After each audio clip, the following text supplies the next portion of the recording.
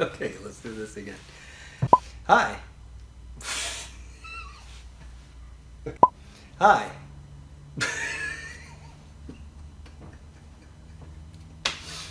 Hi. Hi. And in 5, 4, oh, just 2. Hi, and welcome back to Rediscovering RC. My personal journey as I venture back into the world of RC and RC racing after an almost 20-year hiatus. I'm your host Julio, and today, as you can see, I finally got around to building and finishing my TLR 22. After saying it so many times. Okay. I'm your host Julio, and as you can see here, I finally got around to building my TLR 5.0. Oh, jeez. I'm your host Julio, and today, as you can see, I finally got around to building my 20... Oh, man. You want to rewind? Okay.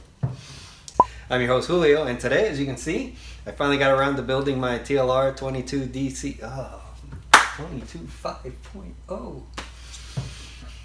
I'm your host Julio, and as you can see here, I finally got around to completing my TLR 22 5.0 DC Elite. When I did so, I took some notes, and I figured I would share the, My name is Julio, and also to be aware of a couple of pitfalls that I came along during this build, and to kind of help you so that you can avoid those. Oh God. When I did so, I went ahead and took some notes, and I figured I would share that with some of you, just to, so you can avoid some of the pitfalls, and just go over some of the optional parts that I put together in the kit while I started. Blah blah blah blah blah blah. All right. I'll share with you some of the optional components that I put in the car while I was building it, along with some of the pitfalls I encountered, so that hopefully you don't get into those same things as well. I almost had it. I finally got around to building and completing my TLR 22 5.0 DC Elite. Wow, that's a mouthful, isn't it? But anyways, in doing... Okay, so your build is going to begin with bag A, which is the differential assembly.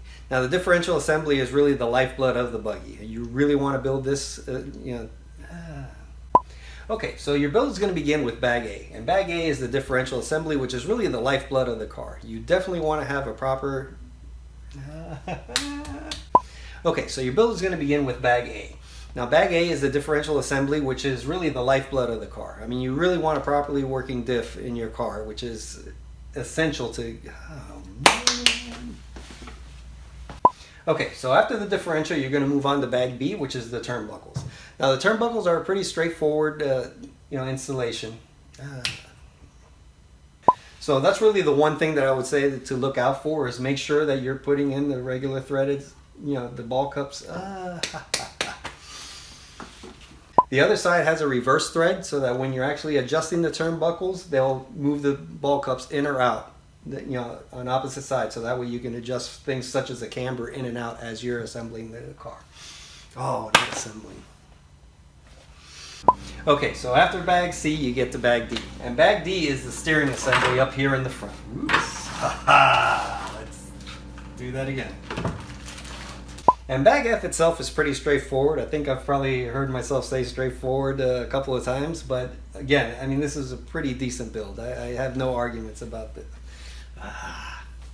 Now, TLR has a pretty neat, Hi, and welcome back to Rediscovering RC. My name is Julio, and today I thought I would, share my first thoughts on the Spectrum DX6R. Holy cow. And this is one of the things that I like, the combination of the Spectrum radio along with the... Oh, man. The Spectrum really has thought out this radio well, through, and... man. Well, those are my... Well, that'll take care of my... Well, that'll do it for... Well, that'll do it for my first, albeit brief, thoughts on the Spectrum DX6R radio so far. I really like the responsiveness in the steering, and I really can't wait to take this. Oh man.